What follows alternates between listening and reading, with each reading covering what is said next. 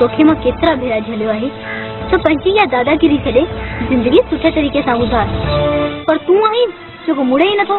Huller मूंखे अहिड़ा पैसा न घुर्जनि, मूंखे सिर्फ़ तूं घुर्जी। तूं राणी मां तोखे बि नथो छॾे सघां ऐं पंहिंजे दोस्तनि खे बि नथो छॾे सघां। हलर हिकु फ़ैसिलो कर, या मूंखे छॾ या पंहिंजे दोस्तनि खे छॾ। मां तोखे पहिरीं चयो आहे, पर सोचे सम्झे हिकु फ़ैसिलो कर। चङो मां हलां थी।